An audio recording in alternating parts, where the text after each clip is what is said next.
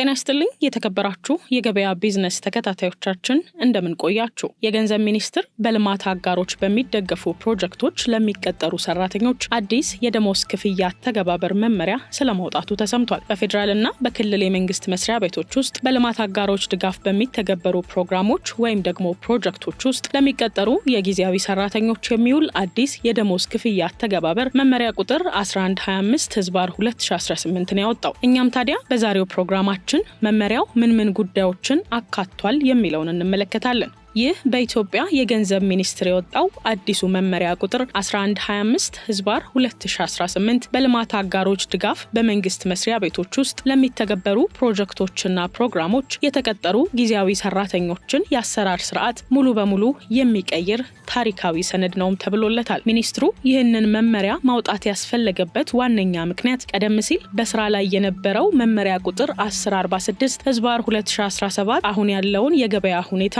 ግምት ውስጥ ያላስገባና በአተገባበር ረገድም ወጥነት የጎደለው ሆኖ በመገኘቱ ነው። በመሆኑ ይህ አዲስ መመሪያ በፌደራልም ሆነ በክልል ደረጃ ባሉ የመንግስት መስሪያ ቤቶች ውስጥ ለሚሰሩ የፕሮጀክት ሰራተኞች ፍትሃዊና ግልጽ የሆነ የደሞዝ ክፍያ ስርዓት እንዲኖር እንዲሁም ደግሞ የስራ መደቦች ተመሳሳይ ስያሜና ደረጃ እንዲኖራቸው ለማድረግ ታስቦ የተዘጋጀ ነው። መመሪያው የጊዜያዊ ሰራተኞችን የስራ ሁኔታ በአራት ዋና ምድቦች በመከፋፈል በዝርዝር ያስቀምጣል። የመጀመሪያው ምድብ ልዩ አማካሪዎች ሲሆኑ እነዚህ ባለሙያዎች በተቋም ውስጥ የፖሊሲና የስትራቴጂ ጉዳዮችን የሚያማክሩ እጅግ የላቀ እውቅና እንዲሁም ልምድ ያላቸው ናቸው። ሁለተኛው ምድብ ዘርፍ ተኮር የቴክኒክ ባለሙያዎች ሲሆኑ የስራ ወሰናቸው በአንድ ፕሮጀክት ብቻ ሳይገደብ በተቀጠሩበት መስሪያ ቤት ውስጥ በተለያዩ የስራ ዘርፎች ላይ ሙያዊ አገልግሎት የሚሰጡ ናቸው። ሶስተኛውና ሰፊው ምድብ የፕሮጀክት ሰራተኞች ሲሆን እነዚህ ደግሞ በቀጥታ የፕሮጀክቱን ዓላማ ለማሳካትና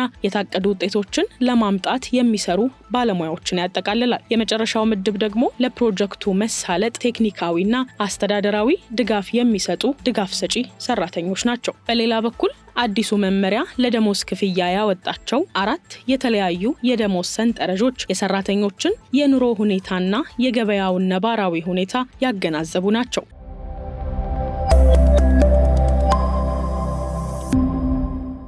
ለምሳሌ በሰንጠረዥ 1 መሰረት ዝቅተኛ የደሞዝ እርከን 6125 ብር ሆኖ ሲቀመጥ ከፍተኛው የደሞዝ ጣሪያ ደግሞ እስከ 176815 ብር ድረስ ይደርሳል። ይህ ክፍያ እንደ ስራው ባህሪና እንደ ባለሙያው የትምህርት ዝግጅት እንዲሁም የስራ ልምድ የሚወሰን ሲሆን ማንኛውም አዲስ ተቀጣሪ የስራ መደቡ በሚጠይቀው ዝቅተኛ መነሻ ደሞዝ መጀመር እንዳለበት ይደነግጋል። ሆኖም ግን እንደ ባለሙያው ተፈላጊነትና ልዩ ችሎታ እንዲሁም በገበያው ውስጥ ባለው ዋጋ ላይ በመመስረት ደሞዙ በመነሻና በመጨረሻው እርከን መካከል በድርድር ሊወሰን የሚችልበት እድልም ተመቻችቷል። ሌላው በዚህ መመሪያ ውስጥ ትኩረት የሚስበው ጉዳይ የደሞዝ እርከን ጭማሪና የስራ ውል አቋራጭ ሁኔታዎች ናቸው። አንድ የፕሮጀክት ሰራተኛ በየዓመቱ የእርከን ጭማሪ ለማግኘት በቅርብ ኃላፊው የሚሞላ የስራ አፈጻጸም ውጤት ቢያንስ 70% ከዚያ በላይ መሆን ይኖርበታል። የስራ ውል ደግሞ በሁለቱ ወገኖች ስምምነት የፕሮጀክቱ በጀት ሲያልቅ የስራው ዘመን ሲጠናቀቅ ሰራተኛው የሚጠበቅበትን ብቃት ሳያሳይ ሲቀር ወይም ደግሞ በዲሲፕሊን ጉድለት ምክንያት ሊቋረጥ እንደሚችል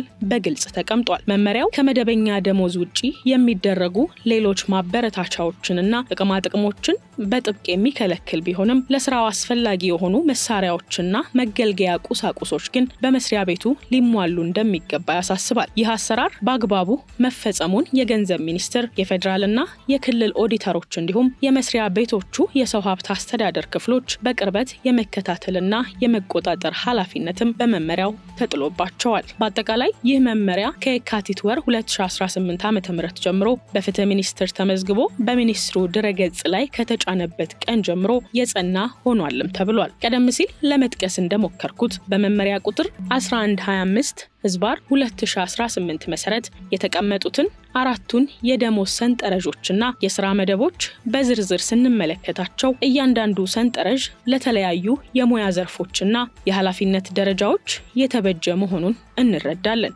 ለምሳሌ ያህል የመጀመሪያው የደሞዝ ሰንጠረዥ እጅግ ከፍተኛ ክፍያ የሚከፈላቸውን የስራ መደቦች የያዘ ሲሆን በዚህ ሰንጠረዥ የመጨረሻው የስራ ደረጃ ማለትም ደረጃ 22 ላይ የሚገኝ አንድ ባለሙያ በመነሻው 105247 ብር ማግኘት ሲጀምር በእርከን 7 ላይ ደግሞ 176815 ብር ድረስ ይከፈለዋል። ይህም የሚያሳየው መመሪያው ከፍተኛ የቴክኒክ ብቃትና ልምድ ለሚጠይቁ እንደ ልዩ አማካሪዎችና ሲኒየር ባለሙያዎች የሚመጥን የክፍያ ስርዓት መዘርጋቱን ነው። በሁለተኛውና በሶስተኛው ሰንጠረዦች ስር ደግሞ መካከለኛና ዝቅተኛ የኃላፊነት ደረጃ ያላቸው የፕሮጀክትና የድጋፍ ሰጪ ሰራተኞች የደሞዝ መዋቅር ተቀምጧል። በሰንጠረዥ 2 መሰረት በደረጃ 22 ላይ ያለ ሰራተኛ መነሻ ደሞዙ 63148 ብር ሲሆን ጣራው ደግሞ 106089 ብር ነው። በሌላ በኩል ደግሞ በሁሉም ሰንጠረዦች ላይ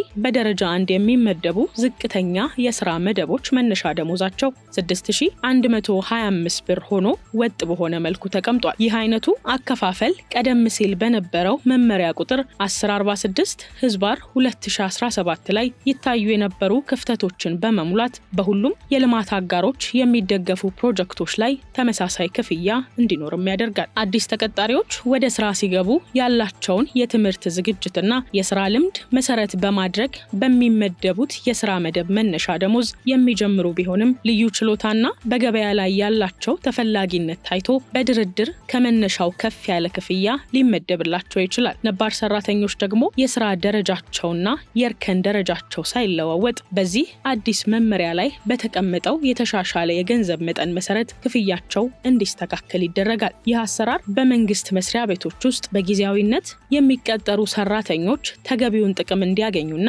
በስራቸው ላይ እንዲበረታቱ ትልቅ እድልም የሚፈጥር ነው ተብሏል። የዚህ አዲስ መመሪያ ዋና ዓላማ በልማት አጋሮች ድጋፍ በሚተገበሩ ፕሮጀክቶች ውስጥ ለሚሰሩ ባለሙያዎች ግልጽና ወጥ የሆነ የቅጥር መስፈርትና የክፍያ ስርዓት መዘርጋት ነው። በመመሪያው ክፍል 2 ላይ እንደተገለጸው የስራ መደቦች በምድብ ተለይተው የተቀመጡ ሲሆን እያንዳንዱ ምድብ የራሱ የሆነ የትምህርት ዝግጅትና የስራ ልምድ መስፈርትም አለው። የስራ ምድቦችና የቅጥር ሁኔታዎችን ብናይ በመመሪያው ውስጥ 4 ዋና ዋና የስራ ምድቦች ተለይተዋል። የመጀመሪያው ልዩ አማካሪዎች ሲሆኑ እነዚህ ባለሙያዎች በመስሪያ ቤቶች የበላይ አመራር ደረጃ የፖሊሲና ስትራቴጂክ ጉዳዮችን የሚያማክሩ ሲሆኑ የሚቀጠሩትም እጅግ አስፈላጊ ሆኖ ሲገኝና የላቀ ሙያዊ ብቃት ሲኖራቸው ብቻ ነው። ሁለተኛው ዘርፍ ተኮር የቴክኒክ ባለሙያዎች ናቸው። እነዚህ ሰራተኞች ከአንድ ፕሮጀክት ባለፈ በመስሪያ ቤቱ ውስጥ ባሉ የተለያዩ የስራ ዘርፎች ላይ ሙያዊ ግልጋሎት የሚሰጡና የተቋሙን ግብ ለማሳካት በልዩ ሁኔታ የሚቀጠሩ ናቸው። ሶስተኛው ደግሞ የፕሮጀክት ሰራተኞች ሲሆኑ በቀጥታ በፕሮጀክቱ ትግበራ ላይ የሚሳተፉና ለውጤታማነቱ ሙያዊ አስተዋጽኦ የሚያደርጉ ሲሆን እንደ አስፈላጊነቱ ሲኒየር የፕሮጀክት ሰራተኛ በሚል ደረጃም ሊቀጠሩ ይችላሉ። ድጋፍ ሰጪ ሰራተኞች አራተኞቹ ሲሆኑ ለፕሮጀክቱ መሳለጥ አስፈላጊ የሆኑ ቴክኒካዊና አስተዳደራዊ ድጋፎችን የሚሰጡ የኮንትራት ሰራተኞች ናቸው።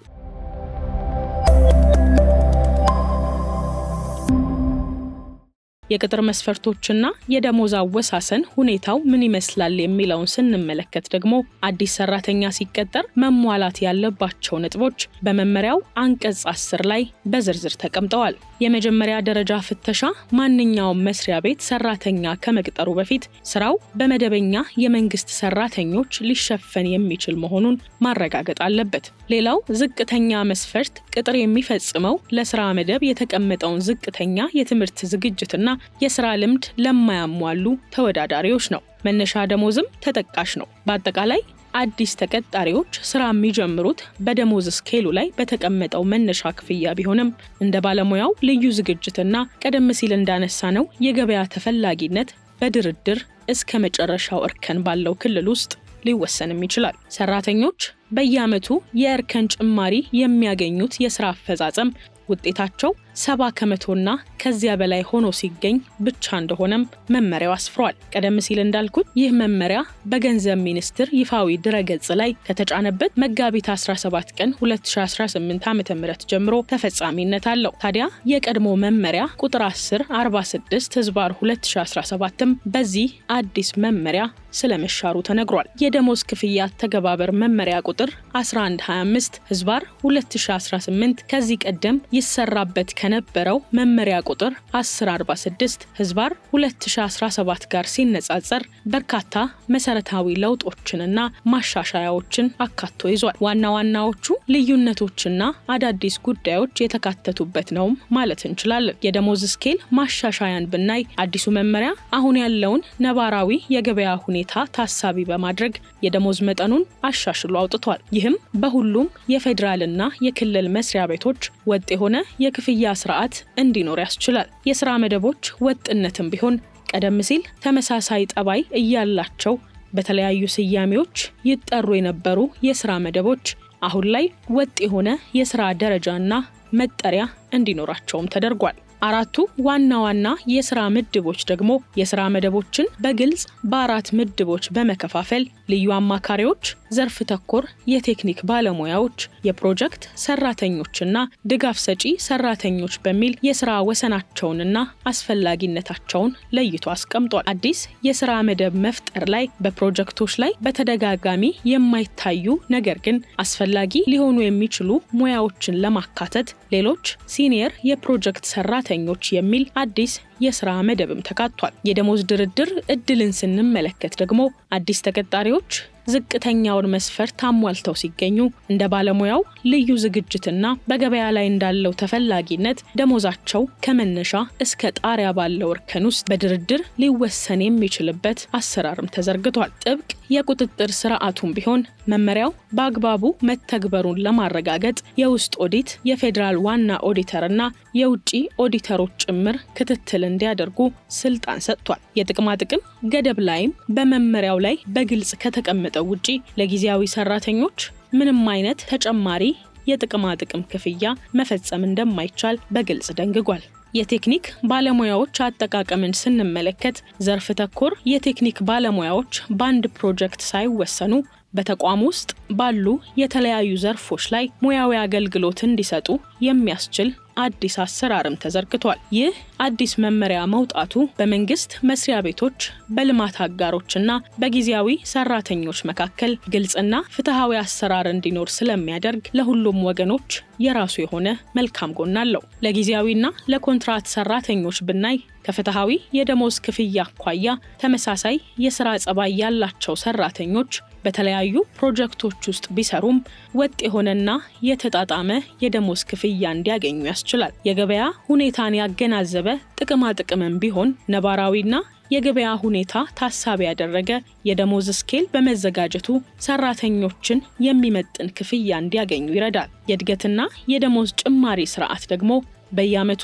በስራ አፈጻጸም ላይ የተመሰረተ የደሞዝ እርከን ጭማሪ እንዲኖር ግልጽ መመሪያ ያስቀምጣል። የስራ ዋስትናና ግልጽነት ላይ የቅጥር ሁኔታዎች፣ የስራ መደብ ስያሜዎችና ውል የሚቋረጥባቸው ሁኔታዎችም በግልጽ ስለታወቁ ሰራተኛው መብትና ግዴታውን እንዲለይ ያግዘዋል። ለፌዴራልና ለክልል የመንግስት መስሪያ ቤቶች ያለው ጥቅም ደግሞ በወጥ የሥራ መደብ ስያሜ በተለያዩ ስሞች ይጠሩ የነበሩ ተመሳሳይ የሥራ መደቦችን በአንድ ወጥ ስያሜና ደረጃ በማጠቃለል አስተዳደራዊ ስራን ያቀላል። የአቅም ግንባታ ላይም ፕሮጀክቶችን የመተግበር የማስተዳደርና የመከታተል አቅምን ለማጠናከር የሚያስፈልጉ ባለሙያዎችን በግልጽ መስፈርት ለመቅጠር ያስችላል። የበጀት ቁጥጥርንም በተመለከተ ለደሞዝ የሚውለው በጀት በፕሮጀክት እቅድ ውስጥ መካተቱን በማረጋገጥ የፋይናንስ ስርዓቱን የተስተካከለ ያደርገዋል። ከልማት አጋሮች ረገድ የሀብት አጠቃቀም እምነት ላይ የሚመድቡት የውጭ ሀብት ለታለመለት ዓላማ መዋሉንና ወጥ በሆነ ስርዓት ለሰራተኞች ደሞዝ መከፈሉን ለማረጋገጥ ይረዳቸዋል። ግልጽነትና ተጠያቂነትም ቢሆን በመንግስት መስሪያ ቤቶች በኩል የሚከናወኑ ቅጥሮች በመመሪያው መሰረት መከናወናቸውን በኦዲት ለመከታተል ምቹ ሁኔታን ይፈጥራል። በአጠቃላይ ይህ መመሪያ በኢትዮጵያ ውስጥ በልማት አጋሮች ድጋፍ የሚከናወኑ ፕሮጀክቶች በሰው ኃይል ረገድ የተደራጁና ውጤታማ እንዲሆኑ ትልቅ አስተዋጽኦ ይኖረዋል። የተከበራችሁ የገበያ ቢዝነስ ተከታታዮቻችን፣ የገንዘብ ሚኒስቴር በልማት አጋሮች በሚደገፉ ፕሮጀክቶች ለሚቀጠሩ ሰራተኞች አዲስ የደሞዝ ክፍያ አተገባበር መመሪያ ማውጣቱን መነሻ አድርገን ያደረስናችሁ ፕሮግራም ይህንን ይመስላል። በቀጣይ በሌላ ርዕሰ ጉዳይ እንገናኛለን። እስከዛው ሰላም ቆዩልን።